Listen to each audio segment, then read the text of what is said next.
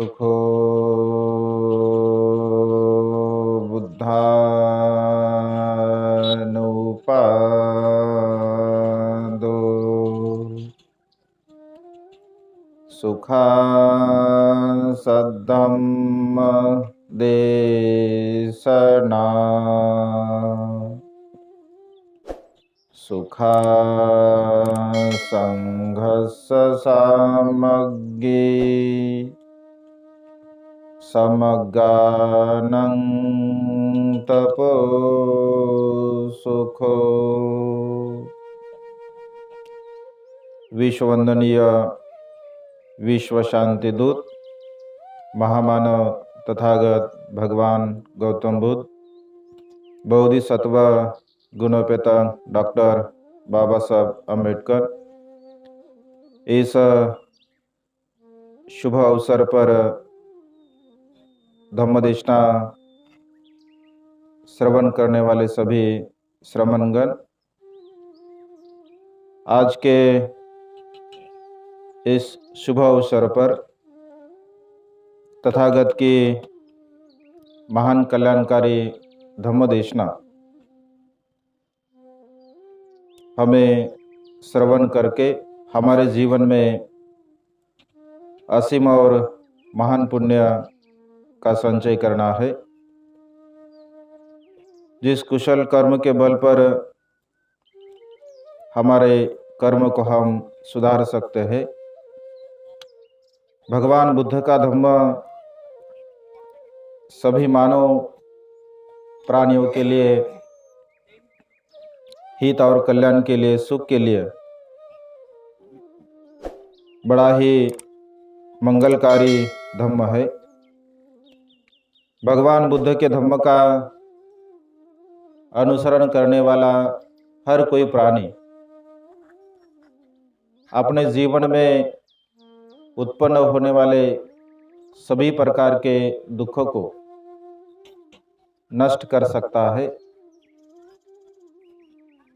जो काया वाचा और मन से कुशल कर्म करता है, दान पुण्य आदि कुशल कर्म करता है,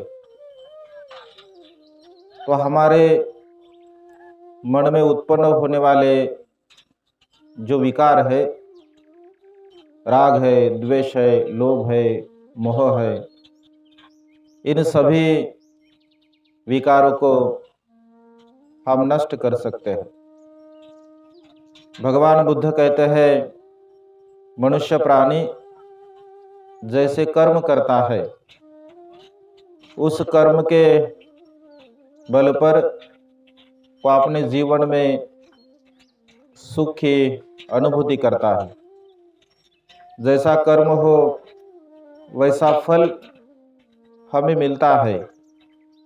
इसीलिए जीवन में हमें कुशल कर्म करना चाहिए, पुण्य कर्म करना चाहिए। अगर हम कुशल कर्म करते हैं, पुण्य कर्म करते हैं, तो जीवन में सुख की जो अवस्था है, उस सुख की अवस्था को हम प्राप्त कर सकते हैं। एक समय है, भगवान बुद्ध ने शुभ नामक मानव को उपदेश दिया है। एक समय भगवान बुद्ध श्रावस्ती नगरी में, जो अनाथ पिंडक ने आराम बनाया था, उस आराम में विहार करते थे। उस समय शुभ मानवक भगवान बुद्ध के पास जाता है और भगवान बुद्ध के पास जाकर भगवान को पूछता है, भगवान क्या प्रत्यय है, क्या हेतु है, मनुष्य होते हुए भी मनुष्य में हमें समानता नहीं मिलती। कोई कोई मनुष्य बड़ा ही श्रीमंत होता है, कोई कोई मनुष्य बड़ा ही अल्पधनी होता है, कोई कोई मनुष्य हीनता पूर्वक जीवन जीता है, कोई कोई मनुष्य उत्तम तरह से जीवन जीता है, भगवान क्या प्रत्यय है, क्या हेतु है, मानव होते हुए भी ऐसी विभिन्नता मानवों में हमें दिखाई पड़ती है। ऐसा शुभ मानव भगवान को प्रश्न करता है। दूसरी ओर ऐसा बोलता है कि भगवान, मनुष्य यहाँ हमें देखने को मिलते हैं, कोई कोई मनुष्य अल्पायु होते हैं, कोई कोई मनुष्य दीर्घायु होते हैं, कोई मनुष्य बहुत रोगी होता है, कोई मनुष्य अल्प रोगी होता है, कोई मनुष्य सुवर्ण वर्ण वाला होता है, उसका वर्ण अच्छा होता है, कोई मनुष्य दुर्वर्ण वाला होता है, कोई मनुष्य समर्थ शक्तिशाली होता है, कोई मनुष्य असमर्थ शक्तिशाली होता है, कोई कोई मनुष्य अल्प भोग वाला होता है, कोई कोई मनुष्य भोग वाला होता है, कोई कोई मनुष्य प्रज्ञावान होता है, कोई मनुष्य अल्प बुद्धि वाला होता है। तो मनुष्य होते हुए भी मनुष्य में ये विभिन्नता क्यों है, किस प्रकार है? ऐसा प्रश्न शुभ मानवक भगवान बुद्ध को पूछता है। भगवान बुद्ध उसे कहते हैं कि मनुष्य अपने कर्म के स्वभाव से, जैसा कर्म है वैसा मनुष्य जीवन में हमें जो जो प्राप्त होता है, आज इस समय हम जिस अवस्था में जीवन जीते हैं, इस अवस्था में हमें जो जो प्राप्त हुआ है वो हमारे कर्म के बल से, हमारे कर्म के स्वभाव से, हमने जैसे कर्म किए हैं उस कर्म के स्वभाव से हमें ये अवस्था, ये सुख और ये दुख प्राप्त होता है। इसीलिए जीवन में कर्म बहुत बड़ा है। अगर हम अच्छे कर्म करते हैं तो उसका परिणाम स्वरूप हमें अच्छा मिलता है, अगर हम बुरे कर्म करते हैं तो इसका परिणाम स्वरूप हमें बुरा मिलता है। इसी तरह जीवन में जीते हुए हमें अच्छे कर्म करना चाहिए। कर्म के बारे में भगवान बुद्ध कहते हैं, पूर्व कर्म के बल से हमें प्राप्त होता है। वर्तमान जीवन में, वर्तमान समय में जो भी हम कर्म करते हैं, उस वर्तमान के समय में भी हमारे कर्म हमें फल देते हैं। यानी पूर्व कर्म और वर्तमान कर्म, ये दोनों कर्म से मनुष्य अपने स्वभाव को बनाता है। इसलिए कर्म हमें बहुत सोच समझकर करना चाहिए। अगर हम सोच समझकर कर्म करते हैं तो उसका फल स्वरूप हमें अच्छा मिलता है। भगवान बुद्ध कहते हैं, सभी प्राणी हमारे जीवन में कर्म के धनी है। इस संसार में जो जो प्राणी उत्पन्न होते हैं, सभी प्राणी कर्म के धनी होते हैं। कर्म ही मनुष्य का दायाद होता है, जिसे हम दायाद कहते हैं। भगवान बुद्ध कहते हैं कि कर्म हमारा दायाद है, कर्म ही हमारा उत्तराधिकारी है, कर्म ही हमारा उत्तराधिकारी है, कर्म ही हमारी योनि है, कर्म ही हमारा बंधु है। इसी तरह कर्म हमारा रक्षक है।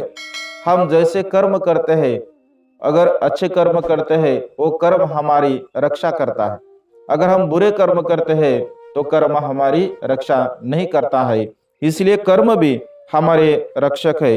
इसी तरह सभी प्राणी हीनता और उत्तमता अपने कर्म के स्वभाव से अपने जीवन में प्राप्त करते हैं। इसीलिए कर्म अच्छे करना बहुत बड़ी बात है। अगर हमें सुख चाहिए, ऐसी भावना करते हुए अगर हम कर्म अच्छे करते हैं तो निश्चित स्वरूप से हमें सुख प्राप्त होता है। भगवान कहते हैं कि जो स्त्री या पुरुष हो, कर्म का स्वभाव कैसा होता है, कर्म के फल जो हमें मिलते हैं वह कर्म के फल कैसे होते हैं, भगवान बुद्ध कहते हैं कि अगर स्त्री हो या पुरुष हो, प्राणियों की अगर हिंसा करता है, जो सील भगवान बुद्ध ने बताया है, प्राणियों की हिंसा नहीं करना चाहिए, तो भगवान बुद्ध कहते हैं, हम कहते हैं कि पानाति पाता वेरमणि सिक्खापदं समादयामि, प्राणियों की हिंसा नहीं करना चाहिए, ऐसा भगवान बुद्ध ने सील बताया है। भगवान बुद्ध कहते हैं कि जो प्राणी स्त्री हो या पुरुष हो, अगर प्राणियों की हिंसा करता है तो नरकगामी होता है, वो दुख को प्राप्त करता है, विनिपात अपाय उसके जीवन में उसे मिलता है। अगर वो मनुष्य भूमि में अगर उत्पन्न होता है तो उसे दुख भोगना पड़ता है, जो भी प्राणियों की हिंसा करता है। भगवान बुद्ध कहते हैं कि प्राणी हिंसा करने से मनुष्य की जो आयु है वो आयु कम होती है। अगर मनुष्य प्राणी हिंसा करता है, उसका वर्ण सतेज नहीं होता है, उसे बल की प्राप्ति नहीं होती है, उसे सुख की प्राप्ति नहीं होती है, उसे प्रज्ञा की प्राप्ति नहीं होती। यानी प्राणियों की हिंसा करने के वजह से हमारी दुर्गति होती है, हमारी अपाय गति होती है, और हमें जीवन में किसी तरह सुख प्राप्त नहीं होता है। जो मनुष्य प्राणियों की हिंसा नहीं करता है, भगवान बुद्ध कहते हैं वो दीर्घायु होता है, उसे आयु की प्राप्ति होती है, उसे बल की प्राप्ति होती है, उसे सुख की प्राप्ति होती है, उसे प्रज्ञा की प्राप्ति होती। यानी प्राणियों की हिंसा करने से तो 5 प्रकार की हमारी जीवन में हानि होती है। इसी तरह प्राणियों की हिंसा हमें नहीं करनी चाहिए। दूसरी बात बताते हुए भगवान कहते हैं, अगर प्राणियों को हम मारते हैं, पीटते हैं, पत्थर से मारते हैं, ढेले से मारते हैं, डंडे से मारते हैं, हथियार से अगर मारते हैं, तो प्राणियों को इस हथियार से मारने के वजह से मनुष्य अगर भूमि में वो उत्पन्न होता है, स्त्री हो या पुरुष हो, जो भी हो, मनुष्य प्राणियों में अगर वो जन्म लेता है तो भगवान कहते हैं कि वो बहुत ही बड़ा रोगी होता है। अनेकों प्रकार के उसे रोग हो जाते हैं। जो हम प्राणियों को अगर ईजा करते हैं, उसे जख्म करते हैं, उसे मारते हैं, तो हम भी रोगी होते हैं। इसका वो परिणाम स्वरूप है। भगवान कहते हैं अगर प्राणी की हिंसा हम नहीं करते हैं तो हमारे जीवन में निरोगिता हम प्राप्त करते, हमारा जीवन निरोगी बनता है, अच्छी तरह से हम जीवन जीते हैं। इसी तरह प्राणियों की हिंसा नहीं करना चाहिए। हम हमारे चित्त में अगर क्रोध उत्पन्न करते हैं, राग उत्पन्न करते, द्वेष उत्पन्न करते, मोह उत्पन्न करते हैं, तो उस क्रोध की वजह से भगवान बुद्ध कहते हैं कि हमारा जीवन कुपित होता है। हमारे जीवन में हमें जो सौंदर्य जिसे कहते हैं, सुंदरता हम जिसे कहते हैं, वो सुंदरता हमारे जीवन में हमें प्राप्त नहीं होती है। तो कुरूपता यानी असुंदरता मनुष्य को प्राप्त होती है। अगर मनुष्य राग करता है, मनुष्य अगर द्वेष करता है, मनुष्य अगर मोह करता है, तो उनके जीवन में उसे सुंदरता कभी भी प्राप्त नहीं होती है। इसी तरह राग, द्वेष, लोभ और मोह हमारे जीवन में जब हम हमारे चित्त में उत्पन्न करते हैं, हमारे मन में उत्पन्न करते हैं, तो हम हमारे चित्त से हमारी हानि करते हैं। हमारे चित्त में जो उत्पन्न होने वाले विकार है, जैसे राग है, द्वेष है, लोभ है, मोह है, ऐसा विकार अगर हमारे चित्त में उत्पन्न होता है तो हमारी हानि होती है, ऐसा भगवंत कहते हैं। दूसरी बार भगवंत कहते हैं कि अगर हम लाभ सत्कार में अगर पढ़ते हैं, लाभ सत्कार हम नहीं करते, वंदना अगर हम नहीं करते, जो भी जिसे सम्मान देना चाहिए उसे हम सम्मान नहीं देते हैं, तो हमारे जीवन में भी हमें सम्मान की जो भावना है, वो सम्मान की भावना हमारे जीवन में हमें कभी प्राप्त नहीं होती है। यानी कर्म अत्यंत महत्वपूर्ण है। भगवान कहते हैं कि जैसे कर्म हो वैसा फल हमें मिलता है। अगर हम अच्छे कर्म करते हैं तो अच्छा फल हमें मिलता है। 4 कर्म के बारे में आपने सुना है। भगवान बुद्ध कहते हैं कि दिट्ठ धम्म वेदनीय कर्म है, जो कि हमारे जीवन में जो भी कर्म हम करते हैं वो हमें तात्काल फल देता है। कर्म अगर किया हमने तो सहज स्वरूप भाव से हमें उसका फल मिलता है, जिसे दिट्ठ धम्म वेदनीय कर्म कहते हैं। यानी दिट्ठ धम्म वेदनीय कर्म के बारे में भगवान बुद्ध कहते हैं, अगर उपासक उपासिकाएं भिक्षुओं को भोजन दान देती है, वो दिट्ठ धम्म वेदनीय कर्म में आता है। और जो औषधियां दान होती है, वो भी दिट्ठ धम्म वेदनीय कर्म में आता है। वस्त्र दान होता है, चीवर दान होता है, वो भी दिट्ठ धम्म वेदनीय कर्म में आता है। क्योंकि कर्म करने के बाद अगर भोजन दान उपासक भिक्षुओं को देते हैं, तो स्वभावता उन्हें भोजन करने के समय से भोजन के उपरांत उन्हें 4 जो लाभ है भगवान बुद्ध ने बताए, आयुष, वर्ण, सुख, बल और पैया, ये 5 लाभ उन्हें भोजन करने के बाद प्राप्त होती है। इसी तरह हम भिक्षुओं को जब भी श्रद्धा पूर्वक श्रद्धा भाव से भोजन देते हैं, तो हमारे जीवन में महान और असीम पुण्य प्राप्त करने की, भोजन के द्वारा हम हमारे जीवन में महान पुण्य प्राप्त कर सकते हैं। दूसरा कर्म बताते हुए भगवंत कहते हैं, अपरिहार्य वेदनीय कर्म है, जो कि कुछ समय के बाद उसका फल हमें मिलता है। जो कर्म हम करते हैं, उस कर्म का फल हमें कुछ समय के बाद मिलता है, उसे अपरिहार्य वेदनीय कर्म कहते हैं। तीसरा प्रकार का कर्म बताते हुए भगवंत कहते हैं, अपरिहार्य वेदनीय कर्म है, जो कि कुछ समय के बाद, 1 साल बाद, 2 साल बाद, 3 साल बाद, 4 साल बाद ऐसा कर्म का फल हमें मिलता है। और चौथा कर्म है अहोसी कर्म। इसका ज्यादातर कोई फल नहीं होता है, इसे अहोसी कर्म कहते हैं। जैसे उदाहरण माने तो, अगर अपनी जो माता है, वो माता अगर हमारे बच्चे को डांटती है, राग से बोलती है, द्वेष से बोलती है, तो उसमें कोई द्वेषमूलक भाव नहीं रहता है।